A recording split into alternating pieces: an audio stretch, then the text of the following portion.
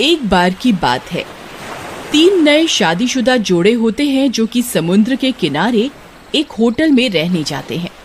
अरे मोनू, हम यहाँ आ तो गए हैं, लेकिन ये आइलैंड भूतिया है, मैंने ऐसा सुना है।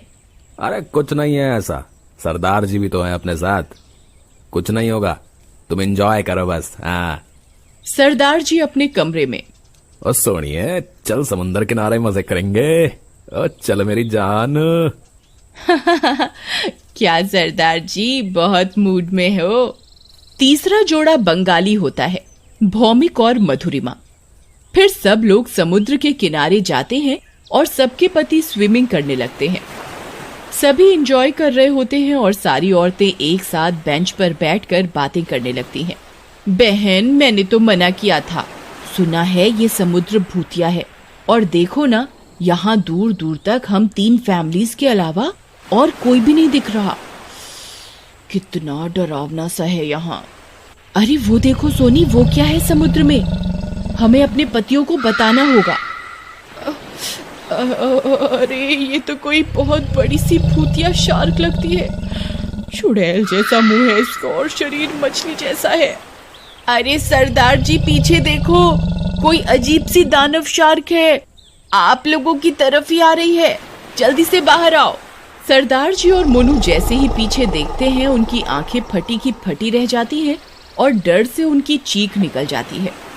वे तीनों बाहर की ओर भागते हैं, लेकिन भौमिक तेज लहरें होने की वजह से पानी में गिर जाता है और मोनू तैरकर समुद्र में एक बोट में चढ़ जाता है। सरदार जी बाहर निकल आते हैं और बच जाते हैं। अरे नहीं, अरे बाबा मर गया रे, अरे मधुरिमा। और भूतिया शार्क भौमिक के चीथड़े करके उसे खा जाती है।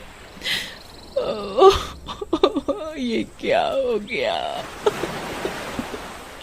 ये क्या हो गया? चुड़ैल शार्क उन्हें किनारे पर आकर बड़ी बड़ी और लाल लाल आंखों से घूर कर बोलती है,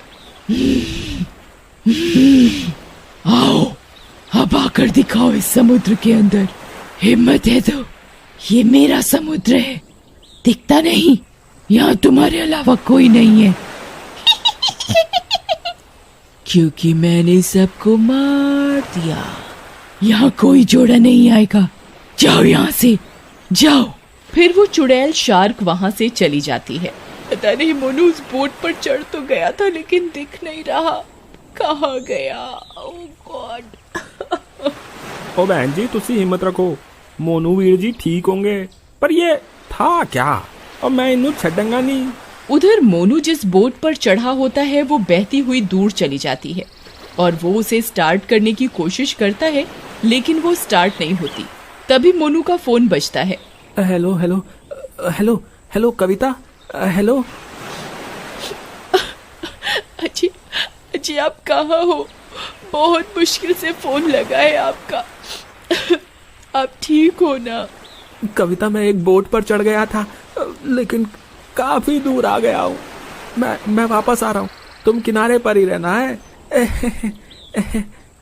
हम सब किनारे से थोड़ी दूरी पे खड़े हैं, आप आ जाओ जल्दी। फिर मोनू उन्हें दूर से आता हुआ दिखता है। मोनू, तुम मुझे दिख रहे हो, जल्दी आ जाओ।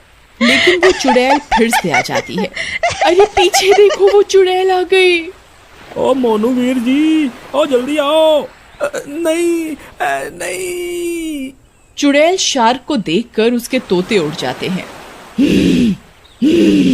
तुमने मुझे शोर करके फिर से जगा दिया, मैं तुम्हें नहीं छोड़ूंगी। नहीं, मुझे जाने दो, मेरी अभी अभी नई शादी हुई है, अब मुझे जाने दो।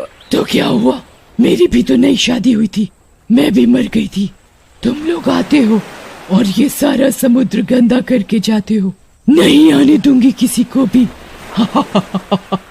देखो कितनी गंदगी फैलाई है तुम लोगों ने, खाने पीने का सामान, बोतलें, कचरा सब यहीं फेंक जाते हो, जिसकी वजह से मैं और मेरे पति मर गए।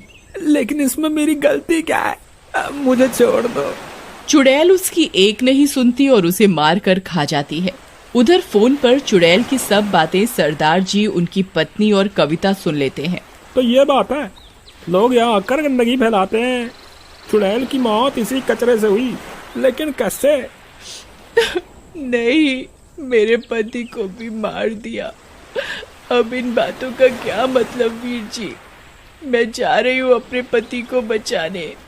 मोनू, मैं आ रही हूँ। कविता, तुम चुप हो जाओ, धीरज रखो। अब क्या कर सकते हैं? होनी को कोई नहीं टाल सकता। हम हैं तुम्हारे साथ। वो नहीं सुनती और पानी में कूद जाती है। अरे ये क्या किया बहन जी तुसी? चलो जल्दी सोनी होटल चलो, और हमें मदद लानी होगी। तभी वे लोग किनारे पर बने होटल में जाते हैं। जहाँ वे लोग रुके होते हैं, उस होटल के मैनेजर से पूछते हैं। अरे मैनेजर साहब, ये जगह भूतिया हैगी और वो साडे दोस्त मार रही है। आप जल्दी चलो। ए चुड़ैल कित्थों आई? नहीं नहीं, मैं नहीं जाऊंगा पानी में। हाँ, यहाँ बहुत पहले एक पति पत्नी आए थे हनीमून मनाने। उनका नाम रीमा और महेश था। एक दिन सबकी तरह वो लोग भी समुन्दर में बोट लेकर घूमने गए थे और उनकी बोट डूब गई और वो दोनों मर गए। लड़के की लाश तो मिली पर रीमा की लाश नहीं मिली। सब कहते हैं ये चुड़ैल रीमा ही है। अब मुझे मरना नहीं है, अब मैं नहीं जाऊंगा। अब हमें सच का पता कैसे चलेगा? अरे यार, ये तो वो चुड़ैल ही बता सकती है। चलो उसी से पूछ लेते हैं। पागल हो गए हो क्या? मरना चाहते हो? वो तुम्हारी गर्लफ्रेंड है जो तुमसे अपने सुख दुख बांटेगी।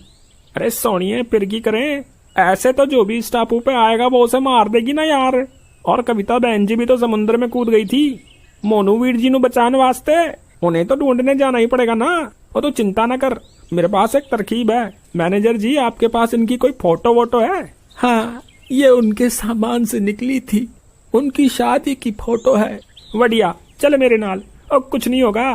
फिर वो दोनों समुद्र के किनारे जाते हैं। रात हो जाती है और समुद्र की लहरें बहुत ही तेज होने के कारण समुद्र बहुत डरावना लग रहा होता है। वे चुड़ैल को आवाज लगाते हैं। चुड़ैल जी, ओ चुड़ैल जी। चुड़ैल उनकी आवाज सुनकर गुस्से में आ जाती है। कौन है जिसे मेरा डर नहीं और इतनी हिम्मत है कि मुझे आवाज लगाकर बुला रहा है? वो उसके कान में कुछ कहता है। इतने में चुड़ैल गुस्से में उनके पास आ जाती है। ओ सोनी, मेरी बात ध्यान नाल सुन।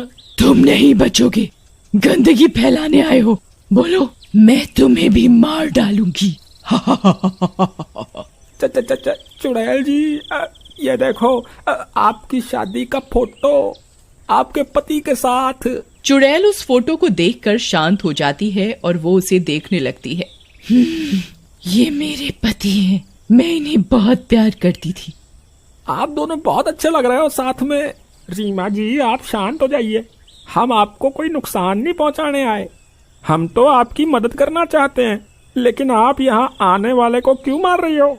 तुमने क्या कहा रीमा? तुमने मेरे नाम से मुझे बुलाया, ये फोटो लाए हो। तुम अच्छे इंसान लगते हो।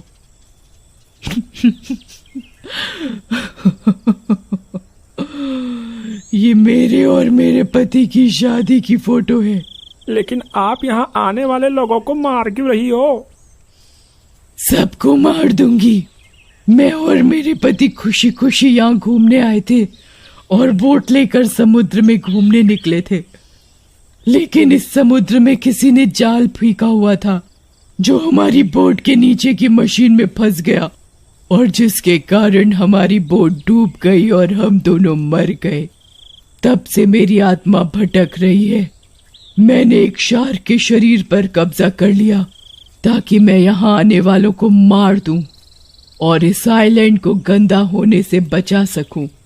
तो ये बात है, लेकिन हम भी आप ही की तरह नई नई शादी करके घूमने ही आए सी, और तुसी मेरे दोस्तों को मार के उनकी बीवियों को विधवा कर देता। ये भी तो गलत है जी। और मैं आपसे वादा करता हूँ, मैं यहाँ साफ सफाई कराऊंगा और जो भी गंदगी फैलाएगा उसनू मैं कड़ी से कड़ी सजा दिलवाऊंगा। तुसी अब किसी को न मारो। इतने में मधुरिमा समुद्र से निकलकर अधमरी हालत में आती है। वो बहुत रो रही होती है। सोनी उसे पकड़कर दिलासा देती है। उसे देखकर चुड़ैल को अपना समय याद आ जाता है। ठीक है, मैं तुम्हारी बात पर भरोसा कर लेती हूँ।